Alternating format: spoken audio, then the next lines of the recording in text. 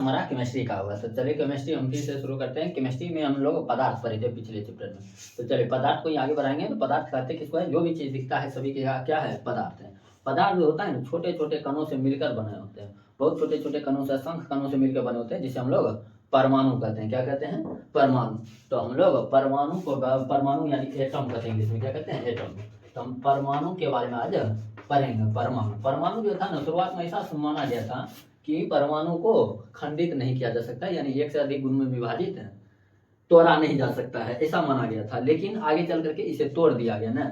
तो तोड़ जो दिया गया ना, अब कौन कौन भाग में तोड़ा है, यही हम लोग यहाँ पर पढ़ेंगे। तो इसमें देखेंगे कि इसको ना तोड़ तोड़ के बहुत सारे इसके पार्टिकल बनाए गए। तो बहुत सारे पार्टिकल में सबसे पहला पार्टिकल था इलेक्ट्रॉन, प्रोटॉन और न्यूट्रॉन। इलेक्ट्रॉन, प्रोटॉन और न्यूट्रॉन, और बहुत सारे थे, जैसे मेसान था, बोसान था, न्यूट्रॉनो था, एंटी न्यूट्रॉनो, इस तरह से बहुत सारे थे ना।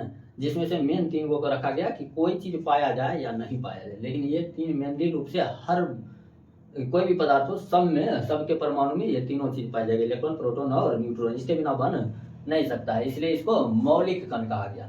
तो परमाणु के बहुत सारे मौलिक कण होते हैं। तो मौलिक कण को ही हम लोग मूल कण भी कहते हैं। तो परमाणु के मूल कण में इलेक्ट्रॉन, प्रोटॉन, न्यूट्रॉन और बहुत सारे याद रखेंगे, मेसान, बोसान, न्यूट्रॉनो, नहीं एंटी न्यूट्रॉनो, इस तरह से बहुत सारे थे।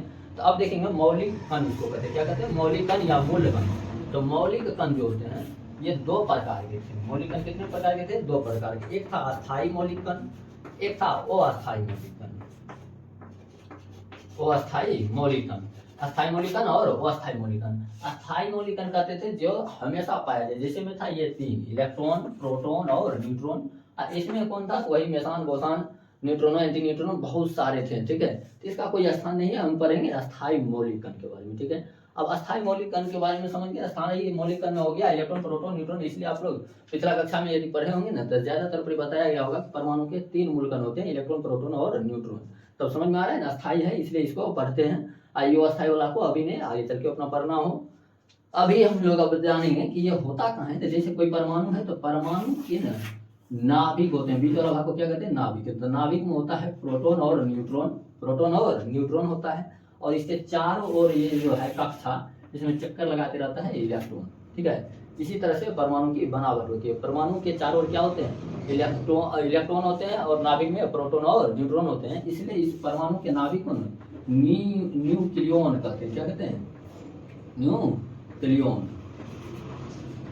न्यूक्लियन कहते हैं। ठीक है, तो न्यूक्लियन याद रखेंगे। न्यूक्लियन किसे कहते हैं, तो परमाणु के नाभिक में उपस्थित प्रोटॉन और न्यूट्रॉन को क्या कहते हैं, न्यूक्लियन कहते हैं। तो पूछेगा आपसे क्वेश्चन, न्यूक्लियन में क्या क्या उपस्थित होता है, तो प्रोटॉन और न्यूट्रॉन। ठीक है, तो ये हो गया न्यूक्लियन का। चक्कर कौन लगाते हैं, या कक्षा में चक्कर कौन लगाते हैं, इलेक्ट्रॉन चक्कर लगाते हैं। तो ये न्यूक्लियन पहले समझ में आया। न्यूक्लियन क्या होता है, तो परमाणु के नाभिक में प्रोटॉन और न्यूट्रॉन उपस्थित होते हैं, जिसे न्यूक्लियन कहा जाता है। या में देगा तो न्यूक्लियन में उपस्थित होता है प्रोटॉन और न्यूट्रॉन। प्रोटॉन पर जो होता है ना, प्लस चार्ज होता है। कौन सा चार्ज होते हैं, प्लस। इलेक्ट्रॉन पर होता है माइनस चार्ज। और न्यूट्रॉन उदासीन होता है, कोई चार्ज नहीं होता है। इसको हम चार्ज विहीन कहते हैं, इसी को हम लोग उदासीन भी कहते हैं। ठीक है, तो ये तीनों बात पहले आपको याद रखना है। न्यूक्लियन किसी को कहेंगे, तो परमाणु के नाभिक में उपस्थित प्रोटॉन और न्यूट्रॉन को ही क्या कहते हैं, न्यूक्लियन कहते हैं। प्रोटॉन पर प्लस चार्ज होता है, इलेक्ट्रॉन पर माइनस चार्ज होता है, और न्यूट्रॉन पर कोई चार्ज नहीं होता, इसलिए इसे उदासीन भी कहते हैं। ठीक है, तो ये आप लोग समझ गए ना कि ये जो है नाभिक। अब ये नाभिक, इस सब का खोज अब हम लोग कर लेते हैं। ठीक है, तो इसका खोज हुआ कैसे, इसका खोज हम पढ़ेंगे। तो ध्यान से देखिए, सबसे पहले इसमें इसका जो सिद्धांत दिया था ना, चलिए इसको मिटा देते हैं। आप लोग लिखिएगा, लिख लीजिएगा, एक स्क्रीनशॉट ले लीजिए। ठीक है, इसके खोज में सबसे पहला सिद्धांत दिया था रदरफोर्ड नाम के। जानेंगे रदरफोर्ड के बारे में हम लोग जानेंगे। तो रदरफोर्ड ने क्या किए थे, एक परमाणु लिए, क्या लिए थे, परमाणु इस तरह से, और इस पर अल्फा कण का प्रहार किया। रदरफोर्ड का हम लोग पढ़ेंगे परमाणु सिद्धांत। रदरफोर्ड का परमाणु सिद्धांत इसको कहा गया। ठीक है, रदरफोर्ड का परमाणु सिद्धांत, परमाणु सिद्धांत। तो रदरफोर्ड का परमाणु सिद्धांत में देखेंगे, सबसे पहले इसने क्या किया, अल्फा कण का प्रहार किया। जिस तरह से अल्फा कण, बीटा कण, गामा किरण, ये सब जो होता है यही इसी तरह के एक किरण था। कौन सा, अल्फा किरण। अल्फा किरण का जब प्रहार किया ना, तो देखा कि अधिकांश जो अल्फा किरण था ना, सीधे पार कर जाता है। इसका मतलब है कि इसने कह दिया, एक सिद्धांत दिया था। पहला सिद्धांत था कि, पहला सिद्धांत याद रखेंगे कि परमाणु का अधिकांश भाग जो है, अधिकांश भाग खोखला होता है। कैसा होता है, अधिकांश भाग खोखला होता है। तो ये पहला सिद्धांत क्या था कि परमाणु का अधिकांश भाग कैसा होता है, खोखला होता है। ये किसका अध्ययन था, तो ये रदरफोर्ड का अध्ययन था, ठीक है। और जैसे जैसे कि ये नाभिक की ओर बढ़ते गया तो इसे निकलते गया थोड़ा थोड़ा टेढ़ा होते गया, ठीक है।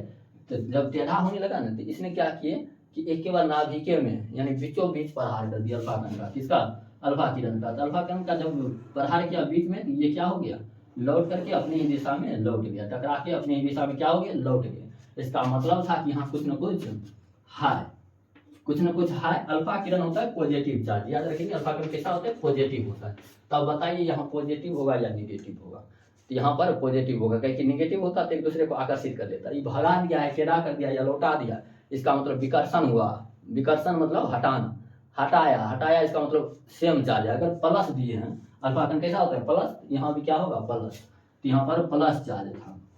तो नाभिक कैसा होता है, पॉजिटिव होता है, यानी धनात्मक होते हैं। ये किस आधार पर दिया गया था, अल्फा किरण के आधार पर, ठीक है। अब इसके बाद रदरफोर्ड बड़ा थोड़ा सुस्त आदमी थे, इसके बाद छोड़ दिया और बता दिया दुनिया को कि इसको हम लोग क्या कहते हैं, नाभिक कहते हैं। क्या कहे, पहला सिद्धांत था कि परमाणु का अधिकांश भाग खोखला होता है, परमाणु के बीच में ना नाभिक होता है जो पॉजिटिव होता है, ठीक है। इतना बात के बाद ना इसने कुछ किए नहीं, छोड़ दिए। अब आए थे अगला वैज्ञानिक गोल्डस्टीन।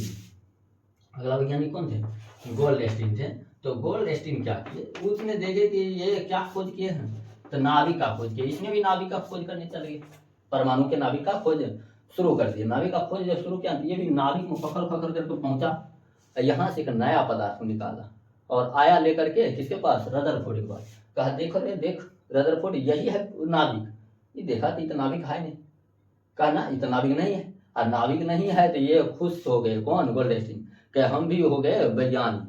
तो वैज्ञानिक हो गए, लेकिन इसने कहा कि नहीं हम नया चीज का खोज किए। इतने में ही बोल दिए रदरफोर्ड ये प्रोटॉन है, क्या है, प्रोटॉन। तो नामकरण कर दिए, कौन, रदरफोर्ड। तो खोज किया प्रोटॉन का, कौन, प्रोटॉन का खोज किया था गोल्डस्टीन। नामकरण किसने किया था, नामकरण रदरफोर्ड, याद रखना है इस बात को।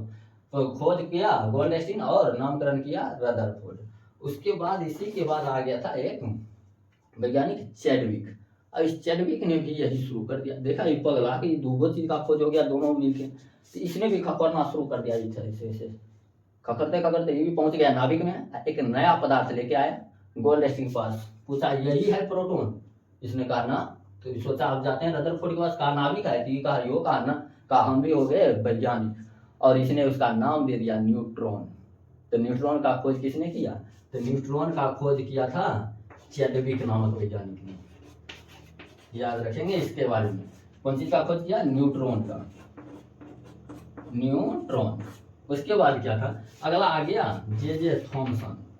तो जे थॉमसन ने क्या किया, इसने भी देखा कि हम भी खोज करते हैं, कहा ये इसमें हम ये भी इस पर रिसर्च करने लगे। रिसर्च किए ना, तो इनको कुछ मालूम था ही नहीं, वैज्ञानिक थे नहीं, अभिनवाद की खोज खाज शुरू कर दी। इसने शुरू किया तो इसको नाभिक में जाना चाहिए, नाभिक में पहुंचे नहीं पाया, ऊपरे घूमने लगा, घूमा तो इसको भी एक नया पदार्थ मिल गया। ये भी जाकर के गोल्डस्टीन से पूछा यही है। पहले जाके किसके पास, चैडविक के पास, न्यूट्रॉन है कहा ना, तो गए गोल्डस्टीन में, प्रोटॉन है कहा ना, रदरफोर्ड के पास कहा नाभिक है ना, कहा हम भी हो गए वैज्ञानिक, और नाम रख दिया इलेक्ट्रॉन। तो इलेक्ट्रॉन कहाँ पाया जाता है, तो परमाणु के कक्षा में पाए जाते हैं। तो इलेक्ट्रॉन का खोज कर दिया। कौन चीज का खोज, इलेक्ट्रॉन, ठीक है। तो ये इलेक्ट्रॉन का हो गया खोज। अब देखिए ये तीनों का खोज पहले समझ में आ गया। नाभिक का खोज किसने किया, रदरफोर्ड ने। इलेक्ट्रॉन का खोज किसने, जे थॉमसन ने। प्रोटॉन का खोज किसने, गोल्डस्टीन ने। और न्यूट्रॉन का खोज चैडविक ने किया, ठीक है। तो ये तीनों बात को आप याद रखेंगे। पूछेगा रदरफोर्ड ने किस किरण का प्रहार किया था, अल्फा किरण का प्रहार किया था, ठीक है। तो अब इतना तक आप लोग ध्यान रखेंगे। अब क्या था कि अब देखा गया कि इसमें चार्ज कौन कौन चार्ज है। तो अब रदरफोर्ड ने एक सिद्धांत दिया। क्या दिए, ये सब खोज होने के बाद अपना सिद्धांत दिए, और सिद्धांत में कहा कि न्यूट्रॉन और प्रोटॉन जो होता है ये परमाणु के नाभिक में उपस्थित होता है, और प्रोटॉन पर होता है प्लस चार्ज। कौन चीज होता है, प्लस चार्ज, इसको ऐसे लिख देंगे P पर प्लस। और न्यूट्रॉन पर कोई चार्ज नहीं होता है, नो चार्ज। इसको हम कह सकते हैं नो चार्ज। नो चार्ज मतलब चार्ज नहीं होता है, यानी आवेश नहीं होता है। इसको सीधे यहाँ लिख देंगे, कोई चार्ज नहीं है। इलेक्ट्रॉन पर निगेटिव चार्ज होता है, माइनस चार्ज, यानी माइनस भी दे देते हैं। इसको लिखते कैसे हैं, ऐसे इनरिएक्टिव हो गया। तो इलेक्ट्रॉन पर माइनस चार्ज होता है। इसने तीनों पर चार्ज पहले बताए, तब कहा कि प्रोटॉन और न्यूट्रॉन जो होता है परमाणु के कहाँ होते हैं, नाभिक में, और ये इलेक्ट्रॉन जो होता है इसके कक्षा में चारों ओर क्या लगाते रहते हैं, चक्कर लगाते रहते हैं। ये किसका सिद्धांत था, रदरफोर्ड का। किसका सिद्धांत है, रदरफोर्ड का। चलिए तो यहाँ तक आप लोग एक स्क्रीनशॉट लीजिए। अब आगे देखें तो आगे क्या हो गया, तो आया एक वैज्ञानिक मैक्सवेल। कौन आए, अगला वैज्ञानिक आए मैक्सवेल। और इस मैक्सवेल ने क्या किए, इसने कहा कि अगर कोई चीज चक्कर लगा रहा है, क्या लगा रहा है, चक्कर लगा रहा है, कि चक्कर लगाते लगाते लगाते लगाते तो ये सब जा करके पर नाभिक में गिर ही जाएगा।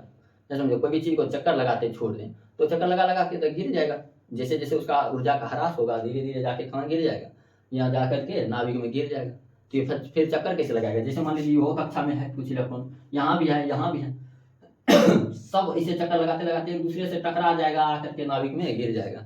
तो फिर ये चक्कर लगाते कैसे हैं, तो इसको ये रदरफोर्ड जी समझा नहीं पाए। वो सिर्फ कहे कि चक्कर लगाता है, गिरता नहीं है। लेकिन कोई भी चीज को अगर हम फिजिक्स केमिस्ट्री हो और साइंस में खास करके किसी भी चीज को कभी ऐसा नहीं होगा तो उसका कारण भी तो देना होगा। ये कारण नहीं दे पाए, और कारण जब नहीं दे पाए ना, तब आए थे एक वैज्ञानिक, नाम था नील्स बोर। इसको पहले मिटाते हैं।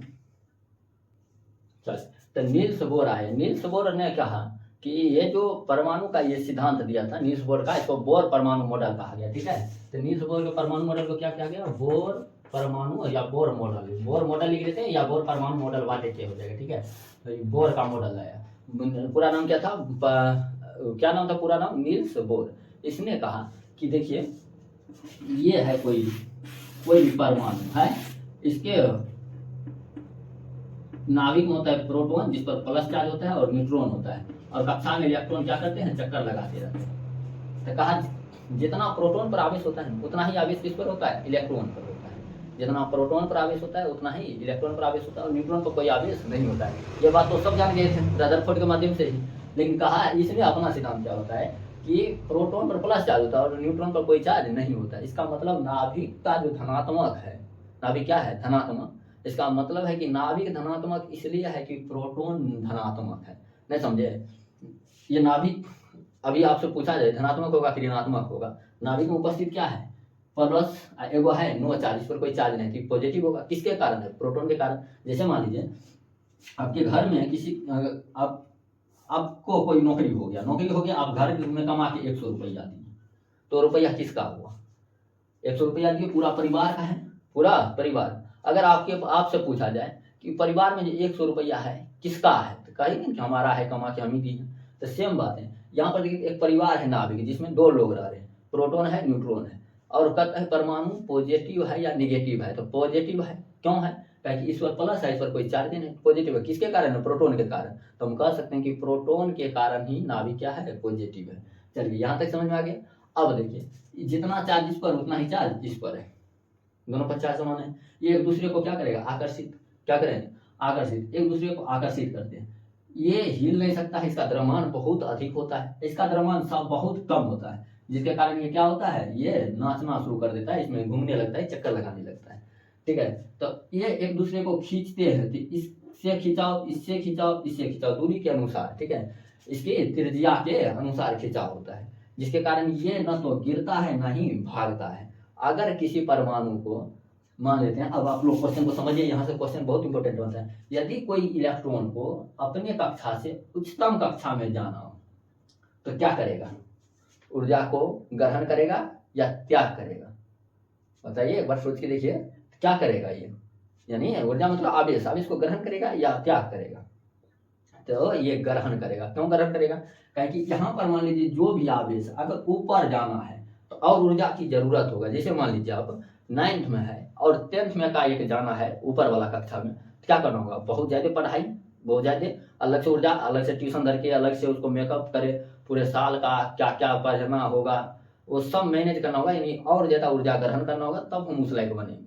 तो ऊर्जा को क्या करना होगा, ग्रहण। तो कैसे पूछेगा कि कोई भी परमाणु या कोई भी इलेक्ट्रॉन अपने कक्षा से उच्चतम कक्षा में जाने के लिए क्या करेगा, त्याग अथवा ग्रहण, तो वो ऊर्जा का ग्रहण करेगा। ठीक है, अगर उच्च कक्षा से निम्न कक्षा में जाना हो तब वो क्या करेगा, तब वो त्याग करेगा। जैसे मान लीजिए ना 10वां से 9वां में जाना है, क्या करेंगे, वही दिन जाकर के घूमिए फिरिए, ऐसे कीजिए मौज कीजिए, अपने भूल जाइएगा, 9वां लायक बन जाइएगा। तो समझ में आ रहा है ना। तो हम लोग क्या कहें कि निम्न कक्षा से उच्च कक्षा में जाना हो तो ऊर्जा को ग्रहण, उच्च कक्षा से निम्न कक्षा में जाना हो तो ऊर्जा का त्याग करना होगा।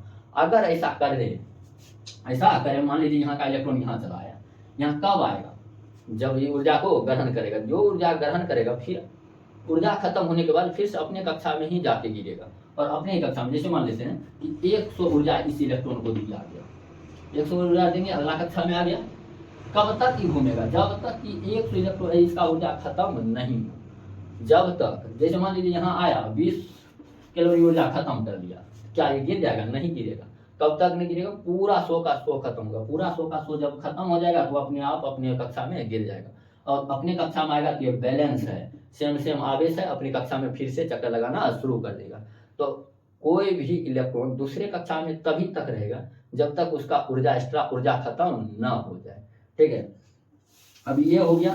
अब आप लोग ध्यान रखिए, अब परमाणु का मॉडल यही था कि बोर का परमाणु मॉडल कि जितना आवेश होता है एक दूसरे को खिंचाव करते हैं, खिंचाव करने से न तो ये गिरने देता है, नहीं ऊपर भागने देगा, नहीं नीचे। ऊपर भागना हो तो ऊर्जा का ग्रहण करना होगा, नीचे आना है अपने नीचतम कक्षा में तो ऊर्जा को त्याग करना होगा, तब जाके अपने कक्षा में रहेगा चक्कर लगाते। तो इस बात से संतुष्ट हुआ कि ना ये परमाणु मॉडल ठीक है, और ये परमाणु मॉडल बोर का था, इसलिए इसे बोर मॉडल या बोर परमाणु मॉडल कहा गया।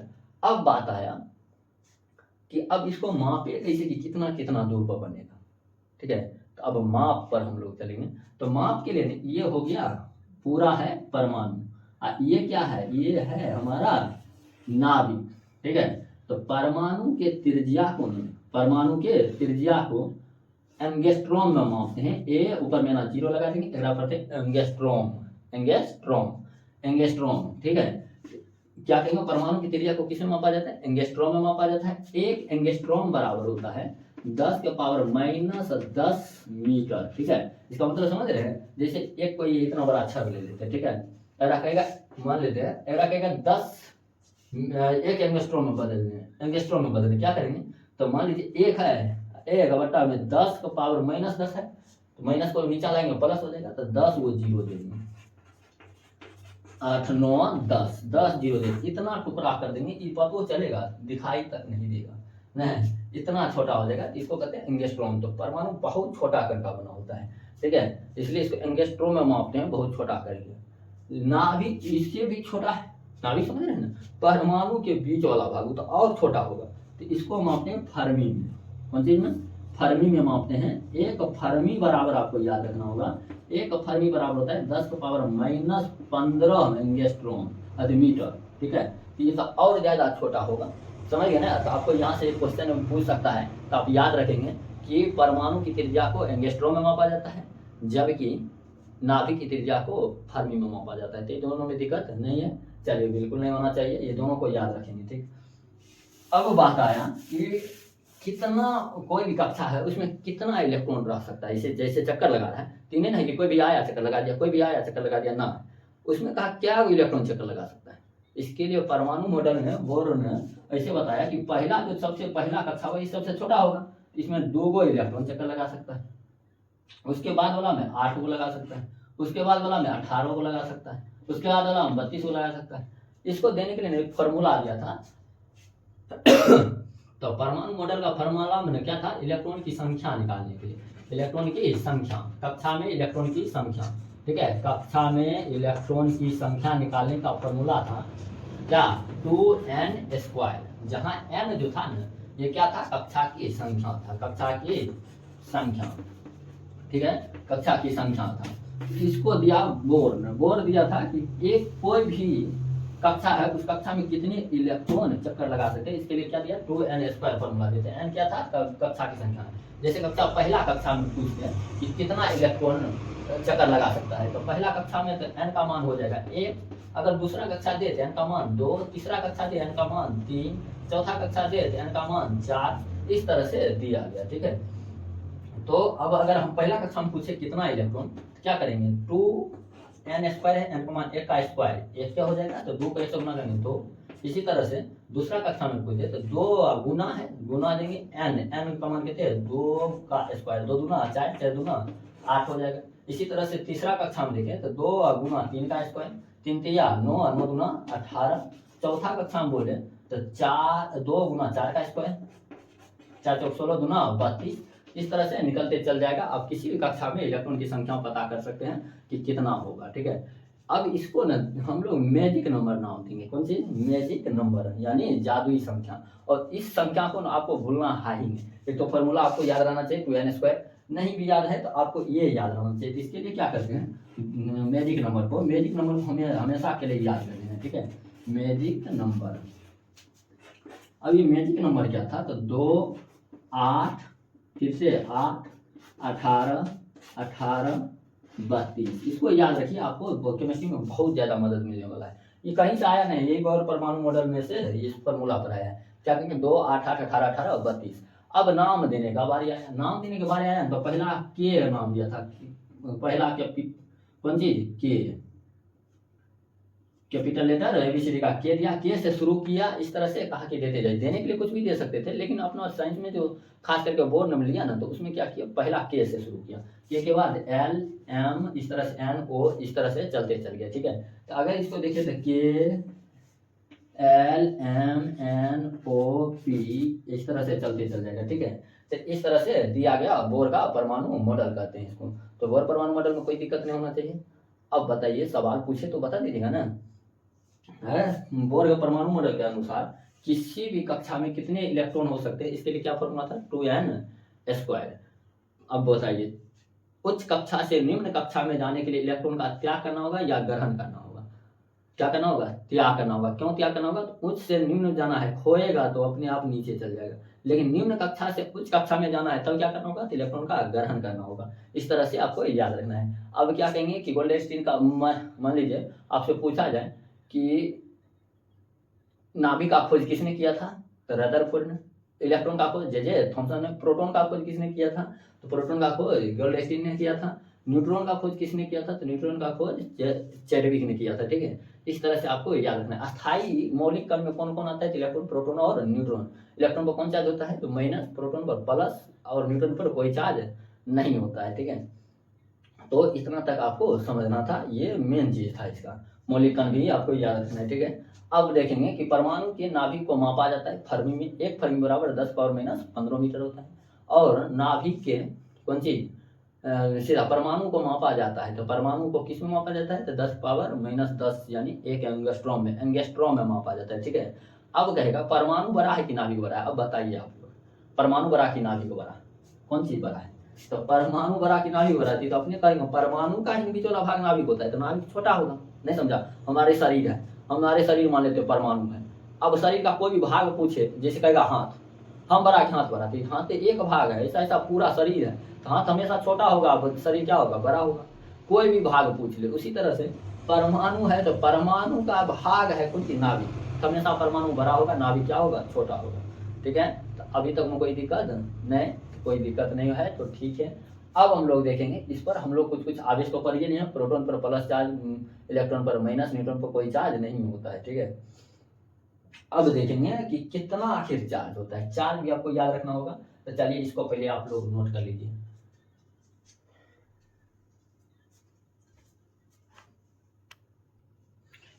चलिए अब हम लोग देखेंगे कि इसका सबसे पहले इलेक्ट्रॉन था, इलेक्ट्रॉन, प्रोटॉन और न्यूट्रॉन, ठीक है। ये तीनों के सभी गुण को हम लोग याद रखेंगे, ताकि पूरे केमिस्ट्री तथा फिजिक्स में भी इसका बहुत ज़्यादा प्रयोग होने वाला है। ये सब के सब एकदम प्रयोगी चीज है। तो सबसे पहले याद क्या रखना है, इस पर चार्ज, चार्ज, चार्ज क्या होता है, तो ये देखिए इलेक्ट्रॉन जो होता है निगेटिव चार्ज होता है, प्रोटॉन पर पॉजिटिव चार्ज होता है, निगेटिव पर, न्यूट्रॉन पर नो चार्ज। ये बात आपको याद रखना है। चार्ज होता कितना है, यानी आवेश, आवेश जो होता है यानी चार्ज कितना होता है, ठीक है। यहाँ पर हम वो भी पहुंचा देते हैं। देखिए 1.6 अपने 10 का पावर -19 याद रखना है, ठीक है। ये देखिए इतना ही चार्ज। अब ये क्या बताया हम कॉन्सेप्ट में कि जितना प्रोटॉन पर आवेश होता है उतना ही इलेक्ट्रॉन पर आवेश होता है, तो आपको ये भी ध्यान रखना होगा। तो जब इस पर इतना है तो इस पर भी उतना ही होगा, 1.6 × 10⁻19 ये होता है कूलम्ब आवेश, ठीक है, कूलम्ब में होता है। तो अब देखेंगे तो आखिर पहचाने क्या ना कि इलेक्ट्रॉन है कि प्रोटॉन है। तो इलेक्ट्रॉन होगा तो माइनस लगा हुआ, इसका मतलब ये नहीं कि माइनस में है, माइनस का मतलब सिर्फ चार्ज को बता रहा है पॉजिटिव है कि नेगेटिव है, और यहाँ पर प्लस रहेगा। इस पर कोई चार्ज ही नहीं होता है तो ये तो खत्म है, ठीक है। तो कितना होता है, तो प्रोटॉन हो या इलेक्ट्रॉन एक के बार याद कर लेंगे, 1.6 गुने 10⁻⁻�19, या पूरा भी रहता है तो 1.602 इस तरह से 2 दे देंगे गुने 10⁻⁻19। तो यहाँ तक कोई दिक्कत नहीं। चार्ज पहले आपको याद कर लेना है, चार्ज के बाद ना आपको याद करना है इसका द्रव्यमान, मास, जिसको कहते हैं द्रव्यमान यानी मास कहते हैं, ठीक है, मास यानी भार, ठीक है। तो भार आपको याद करना है कि कितना होता है, आखिर सबसे भारी कौन होता है, सबसे हौला कौन होता है। ये तो हम लोग पहले ही बता दिए हैं कि प्रोटॉन जो होता है सबसे क्या होता है, न्यूट्रॉन सबसे भारी होगा, इलेक्ट्रॉन हौला होगा। जैसे देखिए कोई भी चीज जो भारी होगा ना वो ज्यादा गति नहीं कर पाएगा। जैसे एक मोटे एक पतले को दौड़ा दे, कौन ज्यादा दौड़ जाएगा, पतला आदमी दौड़ जाएगा, मोटा आदमी नहीं, सब लोग बचले रह जाएगा ना। तो गति जो करता है यहाँ इलेक्ट्रॉन करता है, इसका मतलब सबसे हौला कौन होगा, इलेक्ट्रॉन होगा। तो आपको ऐसे भी ध्यान रखना है। अब कौन जल्दी नहीं उठता है, तो वो है कौन सा, तो प्रोटॉन। प्रोटॉन क्या होता है, बीच में आराम से बैठा रहता है, बहुत ज्यादा भार होता है इसका, ठीक है। उससे भी ज्यादा आपका भार होता है न्यूट्रॉन का। तो चलिए यहाँ पर सबसे पहले है इलेक्ट्रॉन, इलेक्ट्रॉन है, तो इलेक्ट्रॉन पर कितना होता है भार, तो 9 पॉइंट लिख लेंगे 1038।